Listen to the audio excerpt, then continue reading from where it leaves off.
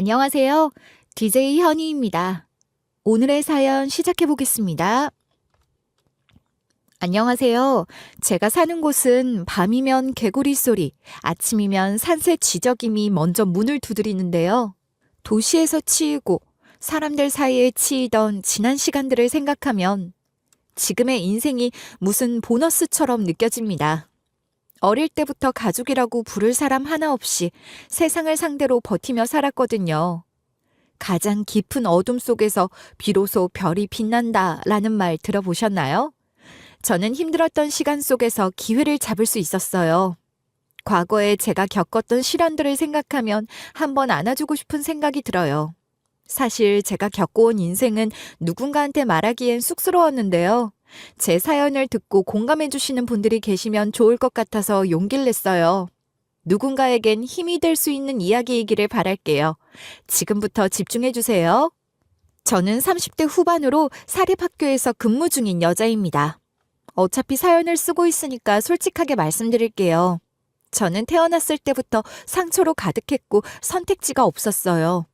부모에 대한 기억은 아무것도 없고 가장 오래된 기억도 고아원에서 시작하죠.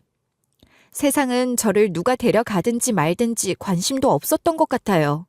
초등학교 때부터 고아라는 이유 하나 때문에 낙인이 찍혔습니다. 소풍을 가면 같은 반 친구들이랑 점심시간에 김밥을 나눠 먹곤 하잖아요. 그런데 어떤 친구가 저한테 노골적으로 손가락질했어요. 너는 저리 가서 먹어.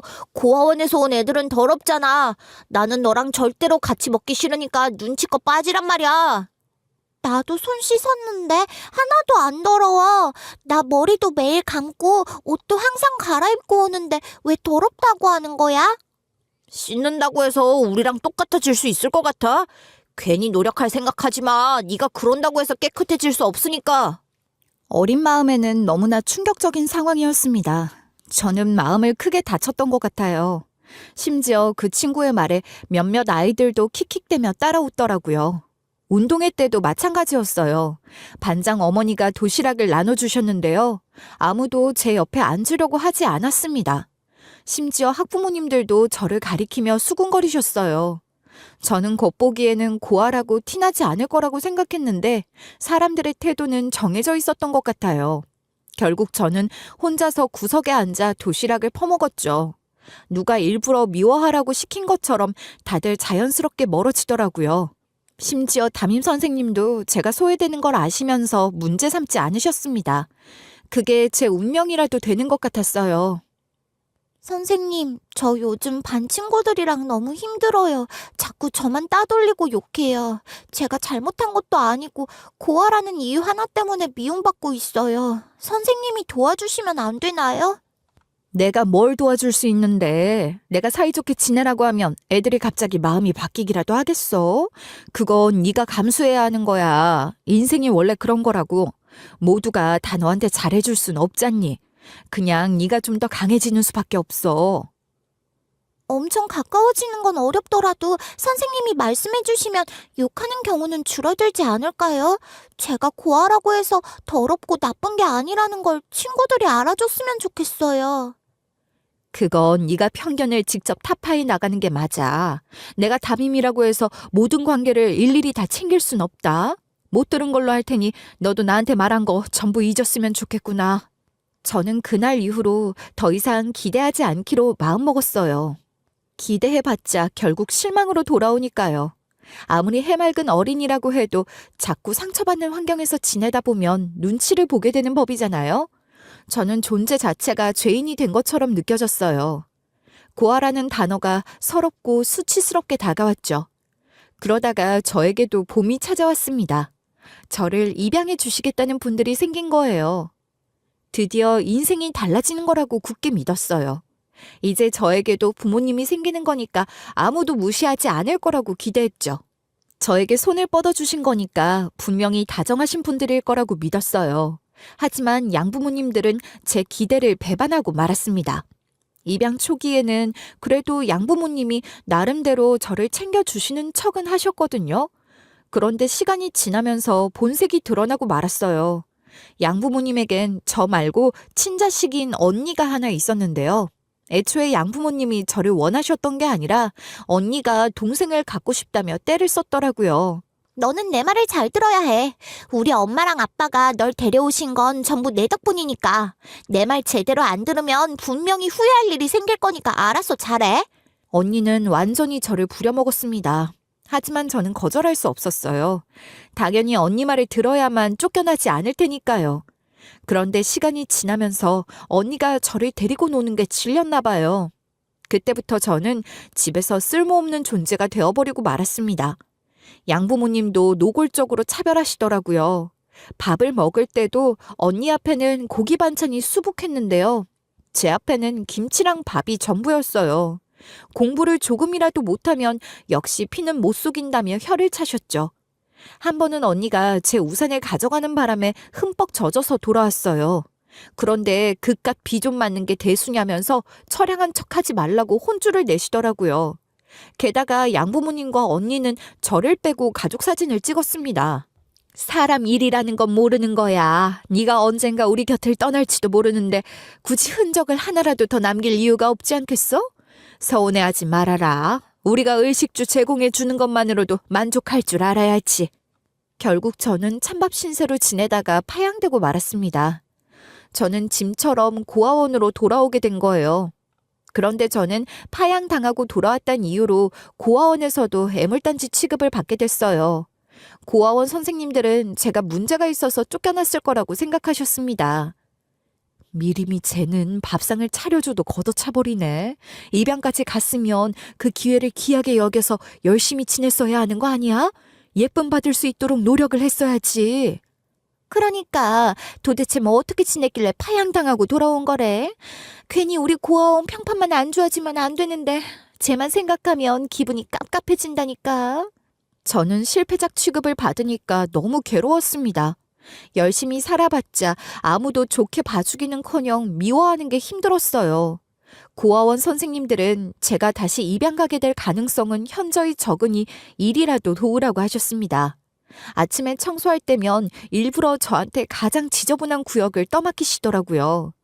게다가 고아원에 있는 동생들도 제가 파양당했다고 하니 기운이 옮을까봐 두렵다며 거리를 뒀어요. 야, 너 미림 언니 옆으로 가지 마. 저 언니 완전 재수없는 것 같아. 우리도 겨우 입양 갔다가 파양되기라도 하면 어떡해? 조심해야 돼. 솔직히 마음 같아서는 튀어나오고 싶었어요. 하지만 제가 갈 곳이 따로 있겠나요? 고아원에 머물러도 되는 시기까진 최대한 버티는 게 상책이었죠. 그렇게 저는 성인이 되어 고아원을 나왔는데요. 어차피 돈도 없고 가족도 없었기 때문에 대학은 생각도 하지 않았습니다. 바로 공장으로 들어가서 일을 시작했어요. 고아원 안에 있는 것도 편안하지 않고 진짜 괴로웠는데요. 공장은 다른 차원의 괴로움이 기다리고 있었습니다. 물론 돈을 벌 수 있다는 게 무척 기뻤어요. 하지만 아무런 보호도 받지 못하고 몸으로 때우려니까 돌아버리겠더라고요. 하루하루가 전쟁 같았어요. 기계 소리에 귀는 먹먹하고 체력은 갈수록 바닥났죠. 새벽같이 나가서 밤늦게 들어오는 생활이 매일 반복되니까 미쳐버릴 것 같았습니다. 다른 직원들이랑 다닥다닥 붙은 채로 컨테이너 안에서 쪽잠을 잤어요. 미림씨, 그쪽 자리 여유 있지 않아? 조금만 더 옆으로 가봐. 나 답답해 죽겠어. 숨쉬기 불편하니까 잠도 안 와. 최대한 옆으로 붙은 게 이 정도예요. 저도 답답한데 겨우 참고 있어요. 지금 여유 있는 공간이 아예 없는 것 같아요. 이렇게 열악한 환경에서 지내느라 매일 잠을 설치는데 기계 돌아가는 앞에서 괜히 졸면 안 되잖아요. 사고 치는 것뿐만 아니라 저까지 크게 다칠 수 있으니 조심해야 했습니다. 저는 인생으로부터 도망가고 싶다는 생각이 진짜 많이 들었고 간절했어요. 혹시 다치게 되더라도 산재 처리 받지 못하는 상황이 허다했기 때문에 항상 압박감에 시달렸죠. 그러던 어느 날 공장에서 일하며 재단의 후원을 받게 됐습니다. 같이 일하는 이모가 신청해보라고 권유하셨거든요. 미림아, 너 일머리가 잘 굴러가는 걸 보면 똑똑한 것 같은데 여기서 청춘 썩히기 아깝지 않아? 지금같이 새로운 정보가 쏙쏙 잘 들어갈 때 공부해봐. 나는 이제 공부해도 머릿속에 잘 안 들어가더라. 너라도 후원 받으면 괜찮을 것 같아. 제가 할 수 있을까요? 제가 원래 공부에 뜻이 있었던 사람이면 모르겠는데 아무것도 할 줄 아는 게 없었어요.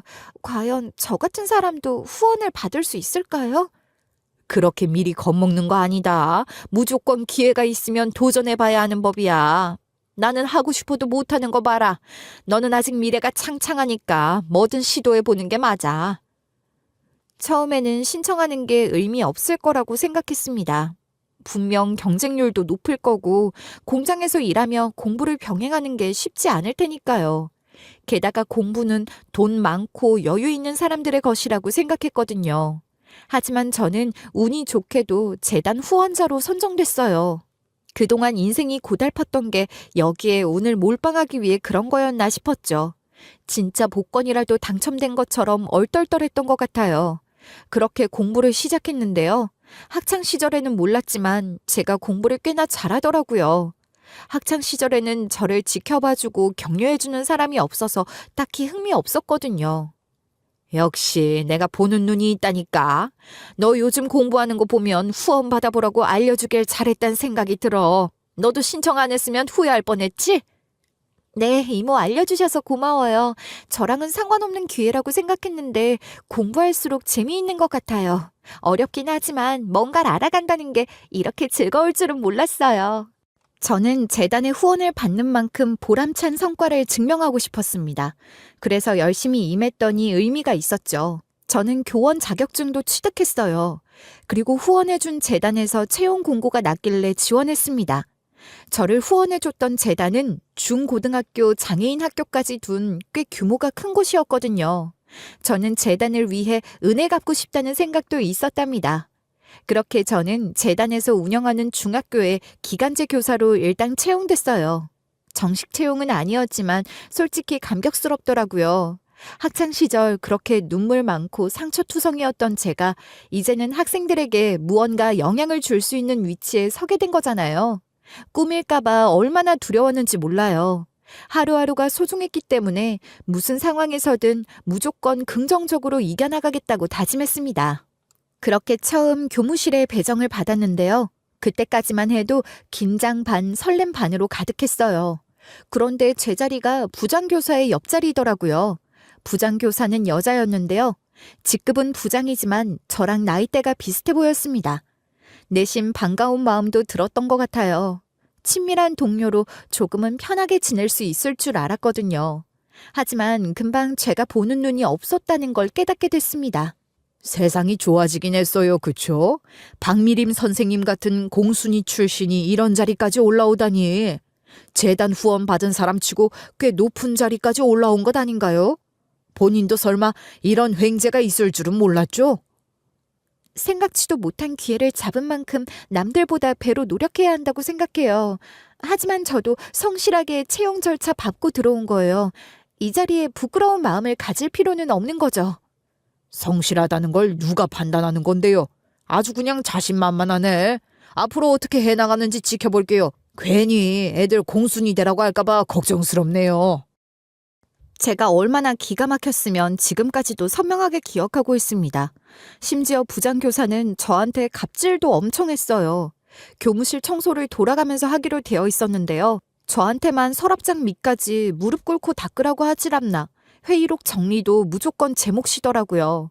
심지어 다른 선생님들 커피 심부름까지 저더러 하라고 눈치를 주는 겁니다. 다른 선생님들도 민망하게 생각하실 정도였어요.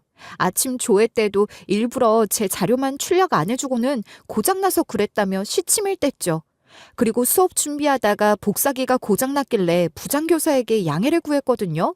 그런데 교무실이 떠나가라 저를 비웃더라고요. 너무 웃기다. 일부러 개그하려는 거 아니죠? 어떻게 공순이 출신이면서 기계 하나를 제대로 못 다루는 거예요? 배꼽이 빠질 것 같네 진짜. 진짜 어이가 없었습니다. 그래도 얄팍하게 텃세 부리는 거라고 생각해서 무시하고 넘어가려 했어요. 이 학교에서 어떻게든 열심히 살아남고 싶었으니까요. 그리고 제가 온실 속의 화초로 살아왔다면 눈물 났겠지만 별별 인간을 다 만나봤잖아요. 그래서 버텨보겠다고 마음을 다잡을 수 있었습니다. 그런데 부장교사는 선을 제대로 넘더라고요. 뭐 저한테만 그런 거였다면 이를 부득부득 갈면서 참았을 겁니다. 그런데 공순이 출신이라는 걸 다른 선생님들뿐만 아니라 학생들 앞에서까지 언급하며 조롱하는 거예요. 얘들아, 너희는 부모님한테 항상 감사해야 돼. 얼마나 복받은 건지 알긴 하니? 박미림 선생 좀 봐. 고아원에서 자란 데다 공순이 출신으로 이렇게 아등바등 살아서 간신히 기간제 교사까지 됐잖아. 너희는 아무리 못해도 박미림 선생보다는 더 좋은 직업을 가져야 하지 않겠어? 진짜 귀를 의심할 수밖에 없었습니다. 이 부장교사 아침에 뭐 잘못 먹고 왔나 싶더라고요. 순간적으로 학생들의 눈빛에서 동정이 느껴졌어요. 그게 얼마나 치욕스러웠는지 모르겠습니다. 심지어 다른 선생님들한테는 꼬박꼬박 선생님이라고 부르더니 저한테는 그냥 선생이라고 칭하더라고요. 제가 열심히 살아온 과거를 함부로 짓밟고 비웃으니까 우라통이 터지는 것 같았어요. 물론 제가 사람들이 기대하는 일반적인 스펙을 갖고 있는 건 아닙니다. 하지만 정정당당하게 채용 공고를 통해 합격한 거잖아요. 그런데도 낮잡아 보는 걸 보고 10여 년 동안 공장 바닥에서 산전수전 다 겪으며 살아왔는데 길바닥 출신한테 대하듯이 한번 맞서줄까 싶더라고요. 그리고 바로 따져 물었죠. 저도 이 학교에서 근무하고 있는 교사입니다. 과거 공장에서 일했다고 해서 제가 남들보다 못난 사람인 게 아니에요. 학생들 앞에서 말할 때는 특히나 조심하셔야 하는 거 아닌가요? 어머, 이분 또 살아있나 보네. 어디서 따박따박 말대꾸 하려 드는 거야. 눈도 동그랗게 뜨고 기가 막힌다. 이래서 막 살아온 사람이랑 엮이면 안 된다니까. 저는 예의 지키면서 말씀드리는 거예요. 선생님이 다른 곳에서도 이렇게 실수하시면 안 되는 거잖아요. 직업이 선생이라면 특히나 도전해 나가는 사람을 짓밟으면 안 된다고 생각해요. 저는 자부할 수 있을 정도로 성실하게 살았으니 누구도 깎아내릴 권리가 없어요. 부장교사는 제가 이렇게 받아쳐버릴 줄 몰랐나 봐요. 얼굴이 불그락 푸르락 하더라고요. 하지만 제가 틀린 말을 하진 않았기 때문에 더 이상 언성을 높이진 않았습니다. 대신 일을 가면서 두고 보자며 사라지더군요. 솔직히 헛웃음만 흘러나왔어요. 지렁이도 밟으면 꿈틀한다는 말이 있는데 왜 저러고 사는지 모르겠더군요.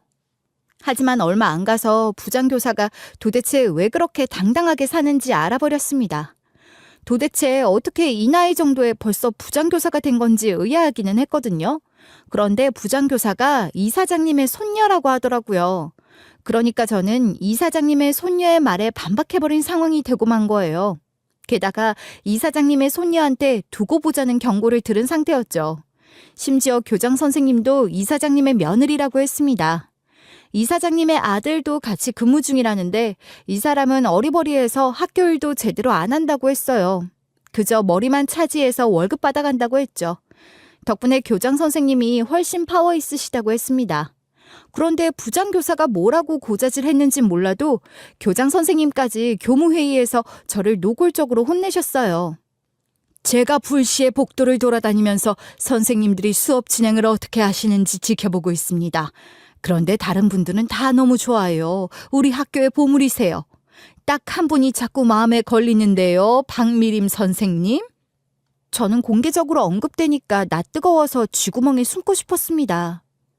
박미림 선생님 수업만 위험이 없어요.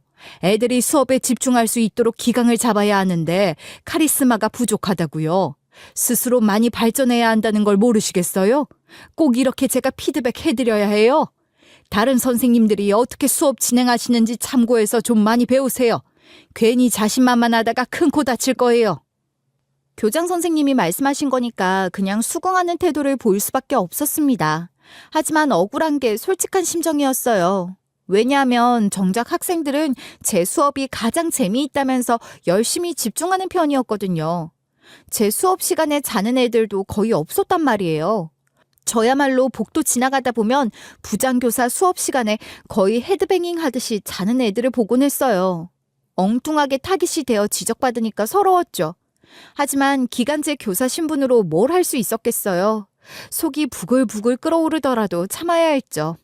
공장에서 일했을 당시에도 그렇고 상사가 하는 말에 굳이 일부러 다 신경 써가면서 상처받을 필요는 없었으니까요. 그러던 어느 날 제가 정말 우연하게 교장 선생님의 비리를 알게 됐습니다. 그날따라 일이 많아서 교장 선생님에게 직접 보고드려야 할 게 있었어요. 그런데 자리를 잠시 비우셨다면서 앉아서 대기하라고 하시더라고요. 그렇게 교장 선생님을 기다리다가 통화를 엿듣게 된 거예요. 자라나는 애들이 의욕만 있으면 철도 씹어먹잖아요. 괜히 부실하네, 허접하네 하면서 불만 가지지 말고 주어진 거나 양껏 먹으라고 해요. 자꾸 맛없다면서 남기는 꼬라지를 보면 꿀밤이라도 쥐어받고 싶다니까요. 사실 우리 학교가 부실급식이라서 학부모 민원도 꽤나 있고 학생들도 이거 먹느니 굶는 게 낫겠다는 경우도 있었거든요. 심지어 급식 시간을 벌 받는 시간이라고 부르는 학생들도 있었어요. 나물 반찬이 비쩍 말라 있거나 축축해서 맛을 충족시켜주긴 어려웠습니다. 그리고 고기 반찬이 나오더라도 고기보다 기름 덩어리가 더 많이 보인다고 했죠. 그런데도 급식 업체가 바뀌지 않고 있어서 의아했단 말이에요. 하지만 통화를 들어보니 교장 선생님이 급식 업체와 짜고 뒷돈을 챙기고 계시더라고요. 저랑 눈이 마주치시자마자 교장 선생님은 당황하셨습니다. 그러면서도 상황을 모면하려 애쓰셨죠. 저는 침착하게 교장 선생님에게 조언을 드렸어요. 아무리 건강하고 팔팔한 나이라고 해도 한창 성장기 아이들인데 먹는 걸로 장난치면 안 된다고 생각해요. 가끔씩 굶는 애들도 보였거든요. 애들 공부하고 머리 쓰려면 먹는 것도 잘 먹어야 하죠. 교장 선생님이 현명한 판단 해주셨으면 좋겠어요. 교사가 하는 일이 뭔지 알아요? 애들만 잘 가르치시면 되는 겁니다. 괜히 하극상으로 이렇게 끼어들 생각하지 마세요. 애들이 굶는 건 또 언제 본 거예요? 그런 거 구경하러 다닐 시간에 수업 퀄리티나 신경 써요. 제가 차분하게 말씀드렸음에도 불구하고 교장 선생님은 들은 척도 안 하셨습니다. 그러고 나서 저는 제대로 미운 털 박힌 것 같았어요. 다른 선생님들 사이에서도 은근슬쩍 소외되기 시작했고요. 결국 정규 교사 채용에서도 떨어졌거든요.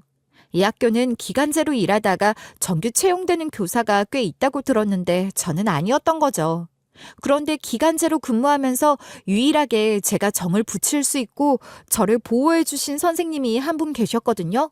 말수가 많은 편도 아니셨고 보통 무턱대고 끼어들지도 않으시던 분인데 이상하게 저한테만은 말을 걸어주셨단 말이에요. 그 선생님이 제가 정규 채용 떨어졌다고 하니까 안타까우셨나 봐요. 저를 조용히 부르시더라고요. 미림쌤은 학생들한테 애정도 가득하고 헌신하는 편이라서 계속 교사로 일하면 좋을 것 같아. 비록 우리 학교에서 일하는 건 어렵게 됐지만 이 세상에 학교가 여기만 있는 게 아니니까. 선생님은 저한테 다른 학교를 추천해 주셨는데요. 이 재단에서 운영하는 학교 중에 지방 산골에 있는 장애인 학교가 교사가 부족하다고 하시더라고요. 지원하면 바로 고용될 확률이 높으니 가보라고 하셨죠. 저는 찬밥 더운밥 가릴 처지도 아니라고 생각했습니다. 그리고 교사가 부족한 곳이라 제가 필요하다고 하니 마음이 움직이더라고요. 제가 존경하는 선생님이 저를 좋게 봐주시니까 상심했던 마음에 다시 생기가 돌아오는 것 같았어요. 여기서 이런저런 일이 있었겠지만 괜히 상처받고 신경 쓰지 않았으면 좋겠어. 교사란 직업은 결국 학생들을 잘 이끌어 나가야 하는 거잖아. 괜히 서로 싫은 소리 해가면서 기싸움할 필요 없다고 생각해. 그러니까 주변에 휩쓸리지 말고 앞만 보고 가도록 해. 솔직히 정규 채용 떨어지고 나서 많이 기죽어 있었는데 가슴이 뭉클해지는 위로였습니다. 그래서 저는 선생님 말씀대로 이력서를 냈어요. 굳이 지체할 필요가 없다고 생각했죠. 그런데 거의 바로 채용되더라고요. 이렇게까지 타이밍이 잘 맞으니까 저한테 운이 있다고 느껴지기까지 했습니다. 장애인 학교라고 해서 꼭 특수교육과를 나오진 않아도 괜찮았어요. 저는 경계성 지능장애 아이들을 가르치기로 했죠. 그렇게 떨리는 마음으로 첫 출근을 했는데요. 분위기가 미묘하더라고요. 저는 또 부장교사 같은 인간이 있나 싶었습니다. 그런데 교직원들이 노골적으로 수군거리는 거예요. 저한테 말을 거는 것도 아닌데 내용을 다 들을 수 있을 정도였죠.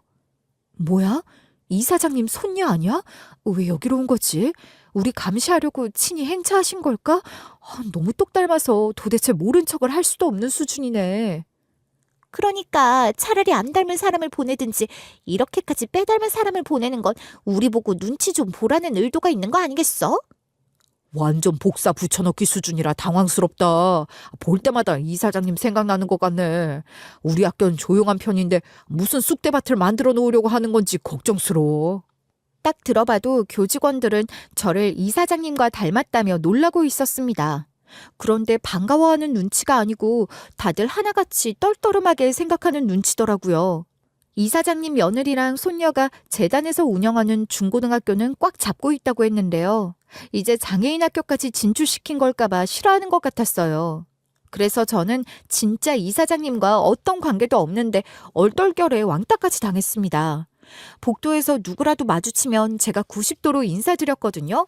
그런데 단 한 명이라도 상냥하게 받아주는 사람이 없었어요. 회의가 있을 때도 일부러 저만 빼놓고 단체 채팅방에서 의논하는 것 같았죠.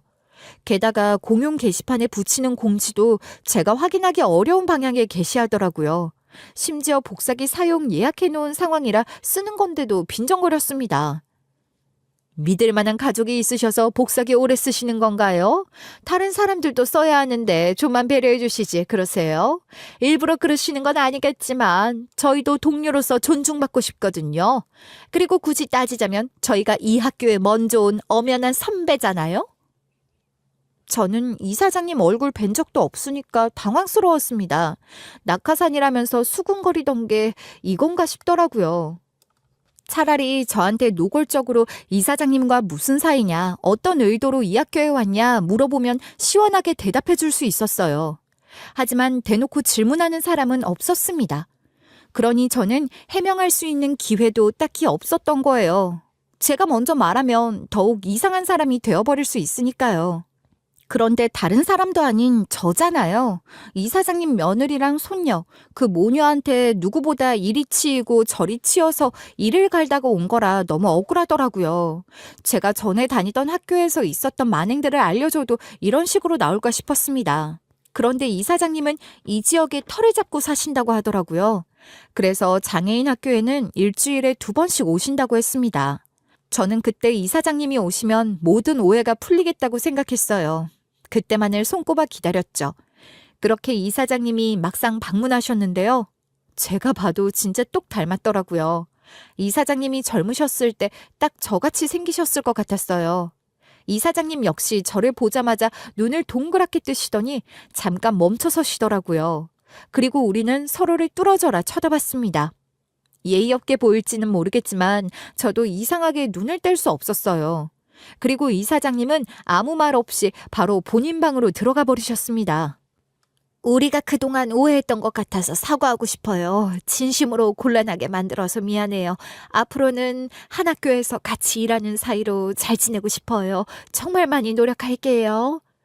저도 진짜 죄송해요. 진작 한번 물어봤으면 됐을 텐데 왜 괜히 겁먹어서 가시를 세웠는지 모르겠네요. 다신 그러지 않을 테니 친하게 지내요. 저랑 이사장님이 딱 봐도 서로 사이가 살가워 보이지 않으니까 교직원들의 오해가 풀리기는 했습니다. 저는 그것만으로도 너무나 다행스러웠어요.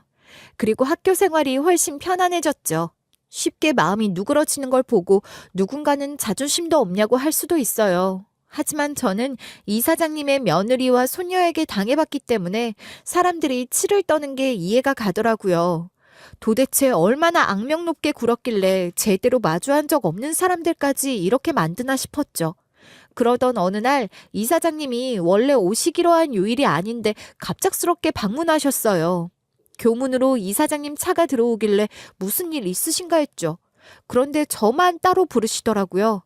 저는 솔직히 해고당하는 줄 알았습니다.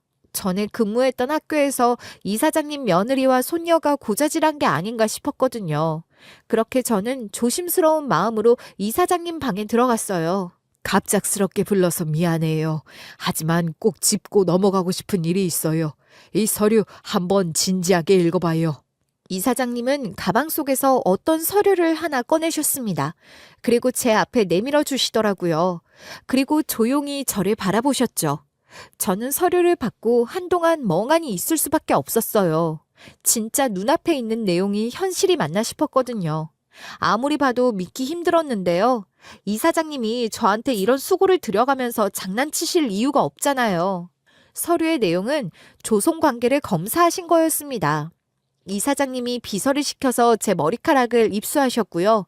저는 이사장님의 손녀가 맞다는 결과가 나온 거예요. 믿기 힘들 수밖에 없는 거 알아요. 하지만 처음 봤을 때 얼굴을 보자마자 모른 척하기 힘들었어요. 마찬가지로 이상하다고 생각했으니까 그날 그렇게 저랑 눈 마주친 거겠죠?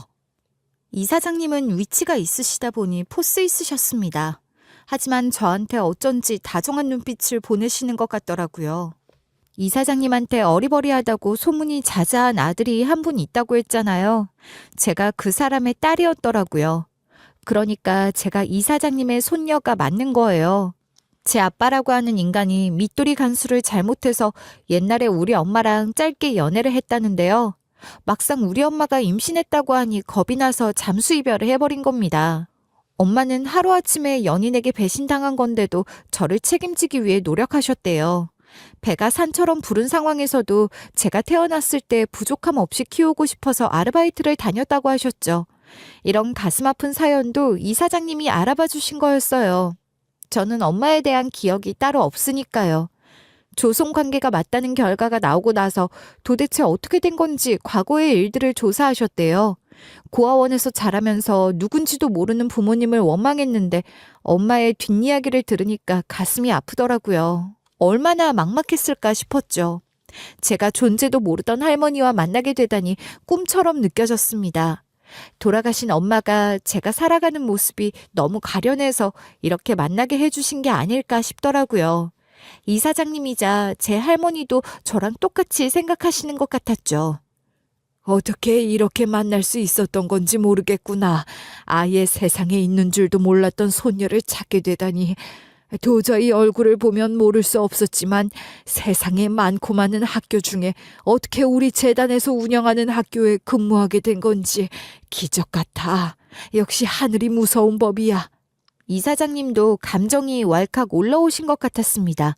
저를 보면서 떨리는 목소리로 말씀하셨거든요. 그리고 저한테 용서를 구하셨어요. 내가 대신해서 무릎이라도 꿇고 싶은 심정이야. 아들 하나 잘못 키우는 바람에 책임지지도 않고 막 살아서 괜한 손녀를 고생시켰구나. 내가 몇 번을 사과해도 모자랄 것 같아. 얼마나 고생스러웠을지 생각하니 가슴이 저릿하다. 사실 저는 이사장님이 용서를 구하실 건 아니라고 생각했습니다.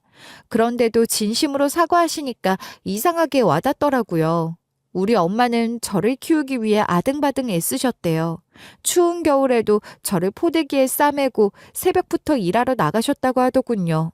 혼자 나가는 것도 힘드셨을 텐데 저까지 챙기느라 얼마나 고달프셨을까 싶었습니다. 게다가 하루 2시간도 제대로 자지 못하는 날이 많으셨다고 했어요. 그리고 언젠가 저를 어린이집에 보내기 위해 허리띠를 졸라매야 해서 본인은 일을 하면서도 하루 한 끼로 버티셨다고 했죠. 결국 원래 몸이 약하신 편이었기 때문에 병으로 세상을 떠난 거라고 했습니다. 저는 너무 어릴 적에 벌어진 일이라 기억에도 없는 게 마음 아팠어요. 저를 이 세상에 나올 수 있게 해주신 분이 얼마나 헌신하셨는지 감히 몰랐던 거잖아요. 제가 엄마의 생명을 갉아먹은 건지도 모른다는 생각에 가슴이 찢어지는 것 같았죠. 제 인생도 그렇게 어려웠는데 홀몸이라 그나마 견딜 수 있었거든요. 우리 엄마가 저를 책임지려 노력하셨다는 것만으로도 저는 어마어마한 사랑을 받았던 거라고 생각했습니다. 저는 얼굴 한 번 본 적 없는 엄마를 그리워하면서 눈물을 흘렸어요. 내가 아들의 죗값을 치른다고 생각하면서 살게. 앞으로 네 인생이 부족함 없이 흘러갈 수 있도록 많이 도와주고 싶구나. 부담스럽더라도 네 엄마를 위해 받아줬으면 좋겠어. 너는 누가 뭐라 해도 내 손녀라는 거 잊지 말아라. 이사장님은 저를 따뜻하게 안아주셨습니다. 저는 사실 학교에서 교사로 계속 근무할 수 있다는 것만으로도 만족스럽기는 했어요. 그런데 문득 나름 선생으로서 도저히 그냥 넘어갈 수 없는 일이 하나 떠오르더라고요. 바로 이사장님의 며느리인 교장 선생님과 손녀인 부장교사의 만행이었죠. 저는 이사장님에게 용기를 내서 조심스럽지만 단호하게 폭로했습니다. 교장 선생님은 급식 비리를 저질렀고 부장교사는 말 같지도 않은 갑질을 했으니까요. 이렇게 감동적으로 저를 반겨주셔서 감사한 와중에 꼭 짚고 넘어가야 할 문제가 있어요. 교장 선생님이 급식 업체랑 결탁해서 뒷돈을 챙기고 계세요. 그래서 학생들이 도저히 먹기 힘든 급식이 계속되고 있어요. 그리고 부장교사도 교무실에 이상한 분위기 조성해가면서 갑질하고 있더라고요. 저는 급식 상태를 반드시 확인해 보셔야 한다고 강조드렸습니다. 교장 선생님이 교내에서 파워가 있다 보니 괜히 발뺌하면 안 되니까요. 이사장님은 저한테 모든 상황을 보고받으시고 분개하셨어요. 아들 새끼 나사 하나 풀려가지고 다니길래 그나마 며느리 하나 믿었던 건데 이런 식으로 실망하게 만들어? 그리고 부장교사라는 게 무슨 교무실 안에서 잡돌이를 하고 있는 거야. 도저히 내가 이것들을 가만히 놔둬서는 안 되겠다. 이사장님은 근근히 급식 관련해서 소문이 들리는 건 알고 계셨지만 그저 소문으로 치부하셨다고 하더라고요. 아무래도 재단이 어려운 상황도 아니었으니까요. 설마 진짜 학생들 먹거리 가지고 장난질하고 있을 줄은 몰랐대요. 어떻게 성장기 청소년들을 상대로 그럴 수 있냐며 노여워하셨죠. 그렇게 이사장님은 바로 움직이셨습니다.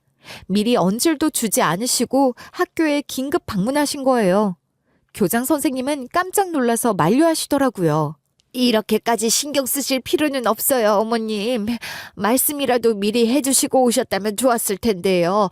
저한테 맡겨주시면 알아서 처리하겠습니다. 이사장님은 교장 선생님이 뭐라고 식은땀 흘리며 말리든지 아랑곳하지 않으셨습니다. 두 눈으로 직접 급식 상태를 똑똑히 확인하시더라고요. 심지어 학생들한테도 가까이 가서 급식을 피드백해달라고 요구하셨어요. 당연히 학생들은 맛없고 시들시들하다며 아우성이었죠. 교장 선생님은 그동안 신뢰받은 며느리라는 것 하나 믿고 학교에서 본인 세상처럼 군림한 것 같았지만 이사장님이 실체를 알아버리셨기 때문에 소용없었습니다. 어머님, 일부러 편식하지 말라고 신경 썼던 거예요. 애들이 입에만 좋은 음식을 먹으면 건강에는 아무런 의미가 없잖아요. 너무 예민하게 생각하지 않으셔도 돼요. 요즘 애들이 워낙 자극적인 것만 좋아하거든요. 교장 선생님은 열심히 해명했지만 당장 생기 없이 푸석거리는 샐러드가 눈앞에 있었습니다. 그런 얄팍한 핑계가 통할 거라고 생각한 게 비웃음 나오더라고요. 교장 선생님은 거의 울상이 되어서 애걸복걸했어요. 하지만 이사장님은 쳐다도 보지 않으셨죠. 그리고 교직원들까지 모두 보는 앞에서 해임할 거라고 예고하셨습니다. 나한테만 피해를 준 거라면 딱 한 번 더 기회를 줬을지도 모른다. 하지만 학생들을 상대로 그런 짓을 벌여? 너는 무조건 해임될 거니까 그렇게 알아라. 내 마음은 바뀌지 않을 거니까 괜히 귀찮게 일 만들 생각하지 말고. 교장 선생님은 중징계성 해임이었기 때문에 퇴직금까지 박탈당했습니다. 그리고 이사장님은 학생들에게 사과하면서 한 학기 동안 전교생 급식비 무료라고 선언하셨어요. 물론 급식 업체도 바꿔주겠다고 약속하셨죠. 학생들이 좋아하는 모습을 보니까 마음이 뭉클했어요. 그리고 교사들 사이에서 교장 선생님 믿고 갑질하던 부장교사도 암암리에 여기저기 고발이 들어왔습니다. 이사장님은 바로 부장직을 해제하셨죠. 부장교사는 그렇게 남들 위해서 내려다보는 걸 좋아하더니 본인이 눈치 보게 생기니까 스스로 나가더라고요. 저는 급식 비리 사건을 이사장님에게 제보했기 때문에 신임을 얻을 수 있었습니다. 이미 떠난 학교임에도 불구하고 책임감을 갖고 알려줘서 고맙구나. 너 같은 마음을 가진 교사가 학생들을 가르치는 게 맞다고 생각해. 앞으로도 학생들 곁에서 바른 길로 인도하고 지도해줬으면 좋겠어. 이사장님은 저를 따로 불러서 고맙다고 해주셨어요. 그리고 제가 기간제 교사로 있었던 학교로 돌아오게 해주겠다고 제안하셨습니다. 제가 정말 도움이 되는 존재인 것 같아서 얼마나 행복했는지 모르겠어요. 하지만 당장 도시로 돌아가고 싶진 않더라고요. 저 당분간은 여기 시골에서 지내고 싶어요. 도심에서 치열하게 사는 건 잠깐 미뤄두고 그동안 겪어보지 못했던 마음의 안정과 평화를 만끽하고 싶거든요. 그리고 아이들이랑도 정들어서 우선 제가 가르치고 싶은 마음이 있어요. 그래, 나는 네 뜻을 존중하고 싶은 게 가장 크다. 네 말을 들어보니까 마음이 놓이는구나. 내가 모르는 사이에 네가 고생만 한 것 같아서 미안했는데 그 와중에도 긍정적으로 나아가려는 게 정말 멋져. 이사장님도 제가 선택한 길을 인정해 주셨습니다. 오히려 제 결정에 크게 감동하신 눈치더라고요. 그리고 이사장님은 아빠도 학교에 더 이상 발딛지 못하도록 내쫓으셨어요. 당연히 한량같이 하루를 보내려고 출근했다가 냉랭하게 문정박대 당하니까 당황한 기색을 숨기지 못했다고 하더라고요. 내가 누군지 알아? 여기서 근무하는 사람이라면 내가 누구 아들인지 모를 리가 없을 텐데. 왜 내 자리를 빼버리겠단 거야? 누가 감히 나를 내쫓으려고 하는 거냐고? 다들 겁도 안 나나 보지? 왜? 내 와이프가 교장에서 쫓겨났으니까 내가 아무것도 안 남은 것 같아? 우리 어머니가 누군지 몰라? 내가 쫓아낸 거니까 당장 그 입 다물지 못해? 도움도 안 되면서 살았으면 지금이라도 반성할 생각부터 해야지. 왜 엉뚱한 사람들한테 큰 소리를 치고 있어? 너 때문에 내가 얼굴이 뜨거워서 살 수가 없다. 아빠는 이사장님이 직접 노여워하시니까 완전히 쫄아서 줄행랑 치듯이 학교를 빠져나갔다고 하더라고요. 그러고 나서 이사장님은 저를 손녀라고 밝히셨습니다. 그리고 유언장에도 추가할 거라고 선언하셨죠. 아빠는 제가 본인 딸이라고 하니 얼빠진 표정이었어요. 그리고 전 교장 선생님과 전 부장교사는 엄청 불만이 많아 보이더라고요. 하지만 이미 이사장님에게 단단히 찍혔기 때문에 눈치 봐야 해서 별말은 못했습니다. 반발하려다가 오히려 이사장님에게 크게 혼났거든요. 내가 내 손녀한테 재산 물려주고 싶어서 유언장 바꿀 거라는데 니네들이 무슨 참견을 하려는 거냐? 그동안 내 얼굴에 먹칠하고 있었으면 얌전이라도 있어야지 어디서 목소리를 높이려고 들어? 전 교장 선생님과 전 부장교사가 고개를 조아리는 모습을 보니 웃음이 나왔습니다. 물론 겉으로 티내진 않았어요. 아빠는 제가 본인 딸이라고 하니 궁금하셨나 봐요. 제가 근무하고 있는 시골 학교까지 찾아오셨거든요. 제 얼굴을 뚫어져라 쳐다보시면서 신기해하셨어요. 그리고 저한테 미안하다고 사과하시면서도 이사장님 마음을 돌릴 수 있도록 도와달라고 하시더라고요. 나도 몰랐던 다 큰 딸이 있다고 하니 너무 신기하다. 그동안 고생 많았다며? 내가 네 엄마한텐 100번을 사죄해도 모자라긴 하다. 이제라도 알았으니까 부녀지간으로 지내도 좋아. 그런데 네가 우리 어머니 좀 설득해주면 안 될까? 우리 어머니가 너를 많이 예뻐하시던데 내 와이프랑 딸까지는 아니어도 나는 살 길 찾을 수 있게 도와주라. 내가 네 아빠라며. 하실 줄 아는 게 아무것도 없다면서 무슨 살 길을 찾아달래요. 저야말로 맨 땅에 헤딩해가면서 살았는데 뭐 느끼는 거 없으세요? 어떻게 그 나이 먹고도 할머니한테 손 벌리려고 하시는데요. 이런 소리 하실 거면 다시는 찾아오지 마세요. 저는 진짜 기가 막혀서 속이 뜨거웠습니다. 아빠는 저에게 진정한 사과를 하러 왔다기보단 어떻게든 이사장님과의 끈을 다시 잇고 싶어서 눈치 보러 온 것 같더라고요. 저는 아빠를 칼같이 거절해서 돌려보냈고 바로 이사장님에게 꼰질렀어요. 이사장님은 그나마 아빠가 갖고 있던 차까지 모두 회수하셨습니다. 헛소리하고 다닐 바엔 집안에 틀어박혀 있는 게 훨씬 낫겠다. 어디 돌아다닐 생각하지 말고 벽이나 보고 있어라. 아빠라고는 하지만 솔직히 쌓인 정이 없어서 통쾌하기만 했습니다. 이사장님이 제 편 들어주시니까 든든하기도 했고요. 전 교장 선생님과 전 부장교사도 아빠와 비슷한 결말을 맞이했어요. 전 교장 선생님은 급식 비리 사건을 일으켰고 전 부장교사는 갑질했기 때문에 다른 사립학교로 옮기지도 못했거든요. 여태까지 뒷돈으로 구매했던 것들을 중고로 팔아넘기면서 생활비를 충당하고 있다고 하더라고요. 그동안 벌어놓은 것들이 분명 적지 않을 텐데 이사장님 믿고 그냥 써버린 것 같았어요. 진짜 셋 다 한심한 가족이라고 생각했죠. 사연을 쓰고 있는 지금은 일상이 고요하고 평화롭습니다. 시골 공기가 이렇게 맑은지 처음 알았지 뭐예요. 아이들과 정붙이며 하루하루 수업하는 게 얼마나 감사한 일인지 새삼 느끼고 있어요. 아이들도 저를 잘 따라주고 있거든요. 저는 아이들한테 삶이라는 게 아무리 험하고 꼬이는 순간이 와도 결국 다시 일어날 수 있다는 걸 알려주고 싶어요. 제가 그런 인생을 직접 경험해 봤으니까요. 하루는 수업 끝나고 복도에서 우연히 한 아이가 친구한테 제 이야기를 하더라고요. 나는 커서 박미림 선생님처럼 될 거야. 선생님은 정말 다정하셔. 게다가 아는 것도 많으시잖아. 나도 선생님이 되고 싶어. 해맑은 목소리를 듣는데 눈물이 나더라고요. 학교에서 올 수는 없으니 겨우 참았습니다. 제가 누군가의 롤모델이 되었다는 게 믿기지 않았어요. 고아라고 손가락질 당하고 공장에서 혹사당하던 제가 이 자리까지 왔다는 게 기적 같아요.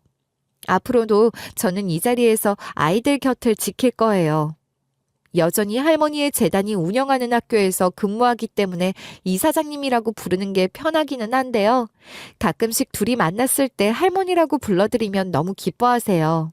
이제 저에게도 가족이 생겼으니 더욱더 세상에 사랑을 나눌 거예요. 제 인생이 누군가의 마음 한켠이라도 건드릴 수 있었다면 그걸로 충분히 저에게도 위로가 될 것 같아요.